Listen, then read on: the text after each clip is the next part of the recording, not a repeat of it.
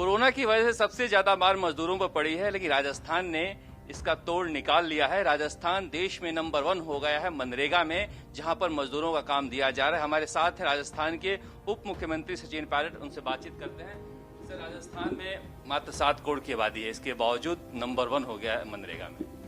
हम लोगों ने शुरू में ही, जब लॉकडाउन पहले बार शुरू हुआ था और जब परमिशन मिली हम लोगों को कि ग्रामीण क्षेत्र में हम मनरेगा से काम लोगों को चालू करा सकते हैं, उसी दिन से हमने प्रदेश भर में लोगों में जागरूकता फैलाई, अधिकारियों को और प्रशासन के लोगों को गांव में भेजा।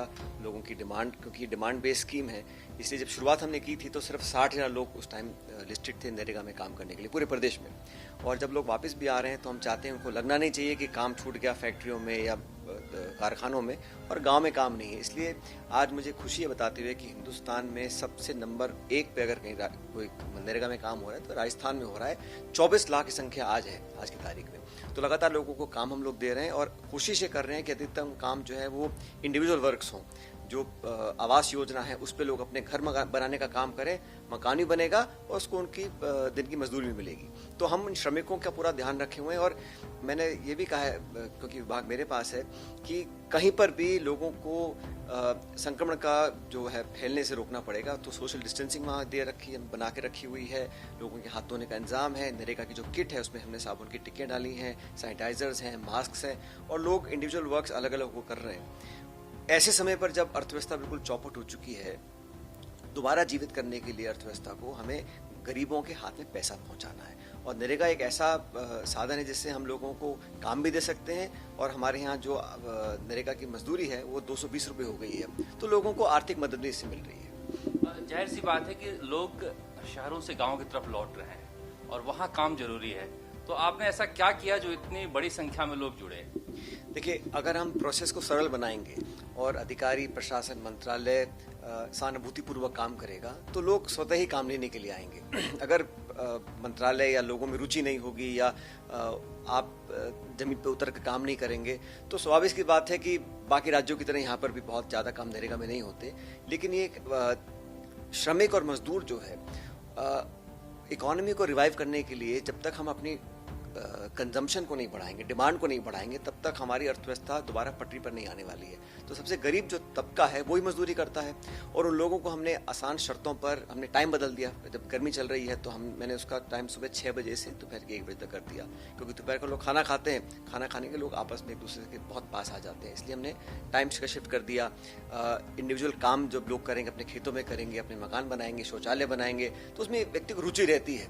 हम और कोई सार्वजनिक काम करेंगे शायद इतनी रुचि ना लें लोग, लेकिन अपना मकान बनाना है, शौचालय बनाना है, अपने खेत पे काम करना है, तो लोग अधिक रुचि लेकर काम करते हैं। तो थोड़ा नियमों में परिवर्तन किया, कुछ स्कीम्स को हमने ऑल्टर किया ताकि जो ट्राइबल इलाके हैं या जहाँ लोग बहुत दूरी पर जाते हैं वो कम दूरी पर उनको काम मिल सके। तो अलग अलग छोटे छोटे चीज़ों को हमने बदलाव उसमें हम लेकर आए हैं और अधिकतर हम कामयाब भी हुए हैं। और हम डेली मॉनिटरिंग इसी करते हैं और हर रोज़ मैं प्रत्येक जिले से रिपोर्ट लेता हूँ कितने लोगों ने काम लिया, नहीं लिया, कोई दिक्कत है, अड़चन है, पेमेंट रुका हुआ है। इन तमाम चीज़ों को हम स्ट्रीमलाइन करे हुए हैं, इसलिए हम आगे बढ़ पा रहे हैं। 2008 की जब मंदी आई थी तो इसी मनरेगा ने रोका था। तो आपको लगता है कि दूसरे राज्यों को भी ये अपनाना चाहिए, जल्दी से जल्दी गाँव में लोगों को रोजगार दें, क्योंकि लोग लौट रहे हैं बड़ी संख्या में? हम रोज़ देखते हैं मीडिया में इतने लाखों लोग अपने अपने गाँव में वापस जा रहे हैं। अब वहाँ जा रहे हैं और आमदनी का कोई साधन नहीं है। और ये इतना बेहतरीन एक्ट हमारा बना हुआ है नरेगा का, इसके तहत बहुत सारे लोग इसमें काम भी ले सकते हैं। और जो लोगों को आज रोजगार के अभाव में आमदनी कम हो रही है, लोग खर्चा कम कर रहे हैं, इसलिए मैं समझता हूँ कि जब गरीबों के हाथ में पैसा देने की हम बात करते हैं तो अलग अलग राज्यों को बढ़ चढ़कर नरेगा को प्रोत्साहित करना पड़ेगा, लोगों को रोजगार दें। और ये कठिन चुनौतीपूर्ण समय है, ये अगले 2, 4, 6 महीने हम अच्छी तरह निकाल देंगे, क्योंकि अब दोबारा खेतों में काम होगा 1, 1.5, 2 महीने के बाद।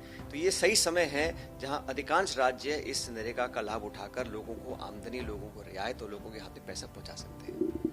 दूसरा सवाल, हमने जयपुर की सड़कों पर 4 दिन से जो नजारा देखा, पैदल मजदूर भागते जा रहे हैं। क्या राज्य सरकार की जिम्मेदारी नहीं बनती है कि इन मजदूरों को कहीं रोके, कहीं बैठाए, कहीं खिलाए? रात भर सुबह जिस हाईवे पर आप निकल जाइए, हर तरफ मजदूर भागते रहते हैं। बहुत दुखद है जो हो रहा है देश में, अनेक हिस्सों में हो रहा है। और हम लोगों ने तो कहा कि राजस्थान से कोई भी श्रमिक अगर अपने गांव घर जाना चाहता है उसका पूरा इंतजाम हम लोग करेंगे, ट्रेन कर देंगे। और कांग्रेस पार्टी ने तो स्पष्ट कहा है कि अगर सरकारें नहीं दे रही हैं तो हम लोग देने को तैयार हैं। प्रदेश कांग्रेस कमेटी का अध्यक्ष होने के नाते मैंने पूरी सूची तैयार की है, जो लोग पंजीकृत हो चुके हैं, जो ऑनलाइन रजिस्टर हो चुके हैं, हम लोगों को राहत भी दे रहे हैं, सहायता भी दे रहे हैं, उनके टिकट का खर्चा भी देने को तैयार है। जो यहाँ से लोग जा रहे हैं उनको राज्य सरकार पूरा उसका खर्चा वहन कर रही है। और जो लोग आना चाहते हैं, कई राज्य उनको परमिशन नहीं दे रहे हैं, बॉर्डर पर रोक लिया जाता है। तो कुछ कंफ्यूजन है। मुझे लगता है एक नेशनल पॉलिसी केंद्र सरकार को बनानी चाहिए जिसमें लोगों को कंफ्यूजन ना हो। और ऐसे बहुत से लोग हैं जो अब पुनर्विचार कर रहे हैं। अब जब कारखाने दोबारा चालू हो रहे हैं और घर जाने के बाद उनको आमदनी नहीं मिलेगी, तो कई लोग ये पुनर्विचार कर रहे हैं कि हम जहाँ हैं वहीं पर हैं, दोबारा हमें काम मिलेगा, हम लोग अपनी आमदनी में दोबारा कमाई कर सकते हैं। इसलिए जितना हो सकता है हम सब दायित्व है हम लोगों का कि श्रमिकों का, जो मजदूर कष्ट लोग हैं, उनकी हम कैसे मदद कर सकें। राज्य सरकार कोई कमी नहीं छोड़ने वाली है लोगों की मदद करने के लिए। आज प्रधानमंत्री जो है मुख्यमंत्रियों से तीसरी बार बातचीत कर रहे हैं। आपको क्या लगता है, क्या स्टेट की डिमांड है? देखिए, बातचीत कितनी भी करें, लेकिन अभी तक कोई आर्थिक पैकेज केंद्र सरकार ने स्टेट्स को नहीं दिया है। जो अधिक प्रभावित राज्य हैं उनको स्टेट स्पेसिफिक ग्रांट्स देना पड़ेगा। हमारी आमदनी लगभग खत्म हो चुकी है, एक्साइज की नहीं है, वैट की नहीं है, कारोबार ठप पड़े हैं। तो जब तक आप राज्य सरकारों को आर्थिक मदद नहीं देंगे, कोरोना के लिए जो medical equipment, ventilators, PPE kits, दवाइयाँ, मास्क हम लोगों को चाहिए, वो हम कहाँ से संसाधन पैदा करेंगे? तो केंद्र सरकार को अब समय आ गया, अब बहुत विलंब भी कर चुके हैं, स्टेट स्पेसिफिक फंडिंग कर लोगों को आर्थिक मदद दें। अनेक राज्य सरकारें कई बार प्रधानमंत्री जी से गुजारिश कर चुके हैं कि हमें आर्थिक मदद देनी चाहिए, लेकिन अभी तक कोई ऐसा फाइनेंशियल पैकेज स्टेट्स को नहीं दिया गया है। और जहां तक ये जोन बनाने की बात है, रेड जोन, ऑरेंज जोन और ग्रीन जोन, ये काम भी जिले स्तर पर होना चाहिए। राज्य सरकारों को मालूम है किस जिले में क्या हालात है।